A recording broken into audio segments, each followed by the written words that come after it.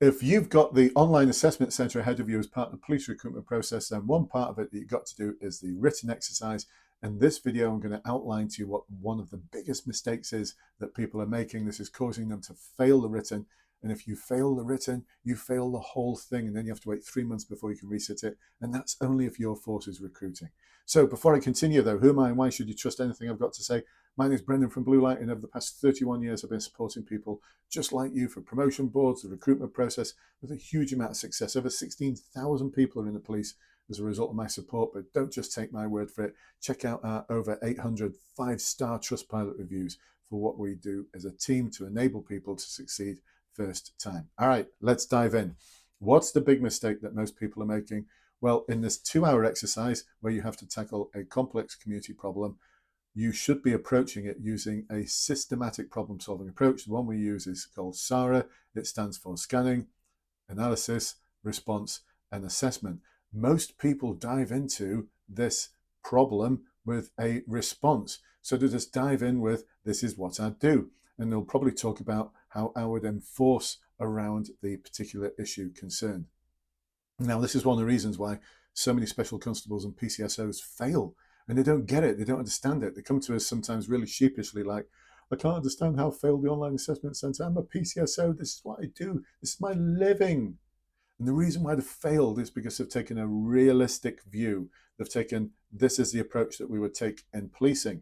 And of course, the approach that you take in policing is often borne out by sometimes you've got to do really practical things. And if all you can do is enforcement, then just do some days of enforcement to actually tackle the problem, try and reduce it.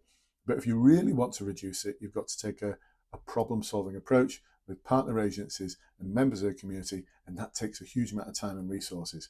When for this particular issue, and at the moment it's an e-scooter issue, but it could be something completely different, by the time you do it, there's been several different iterations. There's been homelessness, organised crime, there's been antisocial behaviour problems, all sorts of different iterations of the written, but it doesn't really matter. If you approach it from a realistic policing perspective, then you're probably going to fail.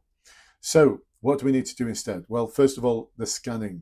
That's the initial stage. This is where you gather information. We've got a sample exercise here that we give to our Academy members. You're going to utilize quantitative and qualitative data that they give you, and you're going to start making sense of it. And you're going to starting making sense of it using the A4 analysis. We use things like the problem analysis triangle, where we look at the causes and the results of the behavior from both the victim's perspective, the offender's perspective, and the location perspective. And once we've done that, then we can start looking at a response. But the response needs to be a lot more than just enforcement, and it needs to involve members of the community and different partner agencies, because they've all got their part to play. We need to take an approach which involves, yes, enforcement, but also prevention and advocacy for the community and trust building and also communication. I call that TPAC. It's something I used to use when I was a neighbourhood inspector. If we ever did any enforcement, we'd also do trust building. The enforcement is the E of TPAC, prevention, advocacy, and communication. I have to do all of those things, and it worked so well. By the way, TPAC is something I invented. If you Google it, you'll probably find reference to it, but it'll be in one of my videos. So the only place you're going to find things like TPAC is with us. We utilize a lot of different proprietary systems and processes. And actually the SARA process, we've kind of elevated a little bit, added things to it to make it awesome, spectacularly brilliant for our clients. But anyway, there you go. There's just one of the models that you can utilize. If you take this approach, the SARA approach, you are going to succeed where others are going to fail. Hopefully this has saved you from diving into a response-only approach.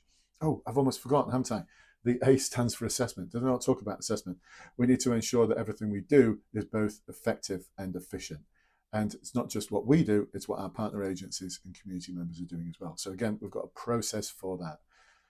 There we go, folks. Hopefully helpful. And if you'd like to find out more about how to succeed in the recruitment process first time, then there'll be a description either below or something in the comments if you're watching this on Meta. It'll invite you to book a call. Book that call with us and we can have a conversation. There's no obligation whatsoever to see whether our Academy program would be a good fit for you. And I'll see you on the other side.